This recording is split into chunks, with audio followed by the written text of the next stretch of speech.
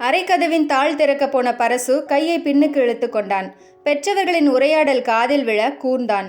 பரசுவுக்கு ஒரு இடம் வந்திருக்கு, பார்க்கலாமான்னாரு புரோக்கர். நீங்க என்ன சொன்னீங்க? முதல்ல நல்ல வேலை அமையட்டும், அப்புறம் கல்யாணம் பேசலான்னு. சரியா சொன்னீங்க. நானும் கூட கட்டம் பார்த்தேன். வியாழக்கிழமை குரு பகவானுக்கு கொண்டக்கடலை மாலை கோத்து போடுக்க வரும் குரு பயிற்சிக்கு பிறகு கூடி வரும்னாரு ஜோசியர். என்ன யோசனை? உடன் பிறந்த தம்பிக்கு கல்யாணம் முடிஞ்சு அண்ணனுக்கு ஆகலையே, ஏன்னு கேள்வி வருமே. பெண்ணை பெற்றவங்க யோசிப்பாங்களே, எப்படி சமாளிக்கிறதுன்னு குழப்பமா இருக்கு. ஒவ்வொரு சமயம் பரசுவுக்கு கல்யாணம் பண்ணிட்டு சின்னவனுக்கு பண்ணியிருக்கலாமோன்னு கூட தோணுது. மரக்கரை கழண்டு போச்சா? சின்னவனுக்கு கல்யாணமாகி 3 வயசுல மகளும் 1 வயசுல மகனும் பெற்று சம்சாரி ஆயிட்டான். இப்போ போய் இது என்ன பைத்தியக்காரத்தனமான பேச்சு? அதுவும் சரிதான், சின்னவனுக்கு தான் எல்லாமே எப்படியெல்லாம் நடந்துச்சு. வெவ்வேறு கம்பெனியிலிருந்து வேலைக்கு ஆர்டர் வந்ததும் இது வேண்டாம் அது வேண்டான்னு ஒதுக்கி செலக்ட் பண்ணித்தானே இப்போ பார்க்குற வேலைக்கு போனான். ஆமாம், அவன் யோகக்காரன்தான். கல்யாணம் மட்டும் எப்படி? நிறைய வரன்களை இது வேண்டாம் அது சரி வராதுன்னு ஒதுக்கி தேர்ந்தெடுத்து தானே கட்டுனான். என்ன செய்கிறது? அப்படி ஒன்றுனா இப்படி ஒன்று, 5 விரல ஒன்றா இருக்கிறது இல்லையே. பரசு இப்படி அதிர்ஷ்டக்கட்டையாக இருக்கானே, ஆண்டவன் எப்பத்தான் கண் திறக்க போகிறானோ. படிப்பில் ஒன்றும் சோடை இல்லை, ஏதோ வரட்டு வேதாந்தம் பேசிக்கிட்டு கொள்கை கத்திரிக்கான்னு படுத்துறான். பெயர்ச்சிக்கு அப்புறம் எல்லாம் மாறும்னு சொன்ன வாக்கு பலிக்கணும். பரசுவின் உடன் பிறந்த தம்பிதான் கணேசன். எந்த கொள்கையும் கிடையாது அவனுக்கு. Survival of the fittest policy. KG முதல் பிஜி படிப்பு வரை எல்லா தேர்விலும் அகாசுகா செய்து பாஸ் செய்தவன். அதிராமல் பொய் பேசுவான். உடம்பு முழுக்க பொய் பித்தலாட்டம். வைவா ஓசியில் பேந்த விழித்தும் தத்து பித்துதென்று பதில் சொல்லியும் சாயம் வெளுத்து விட்டதால் கேம்பஸ் இன்டர்வியூவில் கணேசன் தேர்வாகவில்லை. இணையத்திலும் செய்தித்தாள்களிலும் வாண்டட் காலம் பார்த்து அப்ளிகேஷன் பூர்த்தி செய்து தம்பியிடம் கையெழுத்து வாங்கி அப்பா தான் நிறைய கம்பெனிகளுக்கு விண்ணப்பித்தார். தந்தைக்கென கடமைகள் இருக்கிறதே. விண்ணப்பத்துடன் இணைக்கப்பட்ட அப்பாவின் ஆங்கில கவரிங் லெட்டருக்கும் மதிப்பெண் சான்றிதழில் அச்சடிக்கப்பட்ட மதிப்பெண்களையும் மதித்து பல கம்பெனிகளிலிருந்து அழைப்பு வந்ததில் மூளைக்கு அதிக வேலை இல்லாத ஒரு வேலையில் அமர்ந்து விட்டான். முகவெட்டு கூட சுமார்தான் அவனுக்கு. பார்க்கும் வேலையை அனுசரித்தும் கமிஷனுக்கு ஆசைப்பட்டும் கல்யாண தரகர்கள் பெண் ஜாதகங்களை கொண்டு வந்து குவிக்க வந்ததில் பசையுள்ள இடமாக பார்த்து கல்யாணம் முடித்த கணக்கன் அவன். 4 வருட திருமண பந்தத்தில் 2 குழந்தைகள் பெற்றாலும் அப்பா அம்மாவை குடும்பத்தோடு நேரில் வந்து இன்று வரை பார்த்தவன் இல்லை. வாரமோ 10 நாட்களுக்கு ஒரு முறையோ வீடியோ காலில் பேரன் பேத்திகளை காட்டும் சுயநலக்காரன். தம்பியின் அகட விகடம் எல்லாம் நன்றாகவே தெரிந்தும் அவனை தூக்கி வைத்து கொண்டாட வேண்டிய அவசியம்தான் என்ன என்கிற ஆதங்கம் ஆத்திரமாக உருக்கொண்டது பரசுவுக்கு. வழக்கமாக ஓசை இல்லாமல் திறக்கும் பரசு கோபம் உச்சந்தலைக்கு ஏற பலத்த ஓசையழ தாழ் திறந்தான். நம்ம பேசினதை காதில் வாங்கியிருப்பானோ? பெற்றவர்களின் கண்கள் மாறி மாறி கேட்டுக்கொண்டன.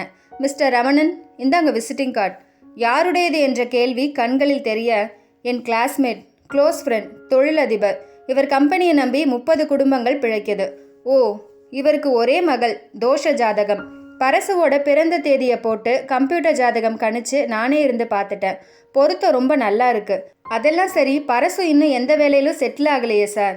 அந்த கவலையை விடும். சம்மந்தி அவரோட கம்பெனிலேயே உங்கள் மகனுக்கு நல்ல பதவியும் கொடுத்து மகளையும் கல்யாணம் பண்ணி கொடுக்க சம்மதிச்சிட்டார்.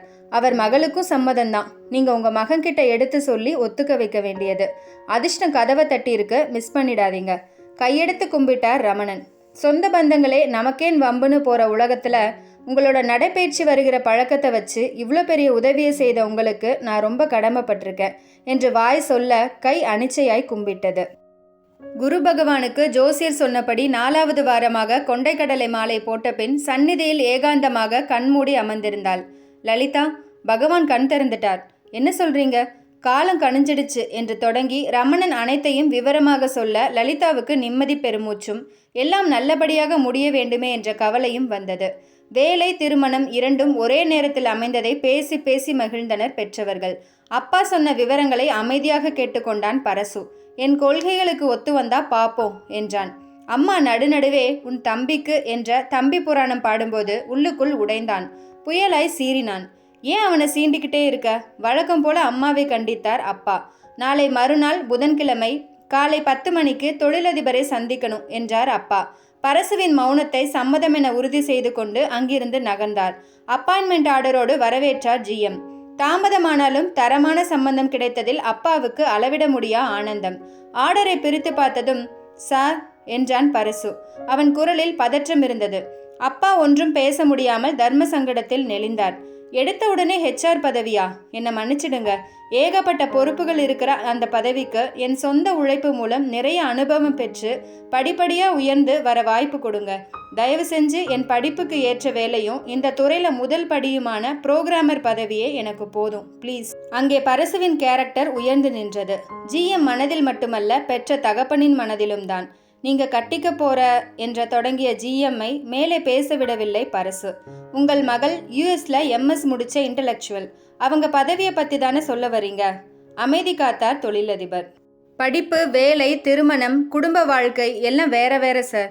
ஒவ்வொன்றையும் தனித்தனியாக பார்க்காம எல்லாத்தையும் ஒன்னோட ஒன்று போட்டு குழப்பறதுனால தான் குடும்ப உறவுகள், சமூக உறவுகள் எல்லாம் சிக்கலாகி சமநிலை தவறி கெடுதுங்கிறது தான் என்னுடைய தாழ்மையான அபிப்பிராயம்.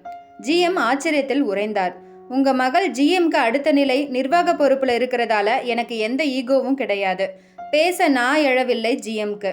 சார், அதே போல பெரிய பங்களாவில் சகல வசதிகளோட வாழ்ந்துக்கிட்டு இருக்க உங்க மகள் என்னை கல்யாணம் பண்ணிக்கிட்டு ஒரு மிடில் கிளாஸ் ஃப்ளாட்டில் என் பெற்றோரை அனுசரிச்சுக்கிட்டு இருக்க முடியுமான்னு கேட்டுக்கோங்க.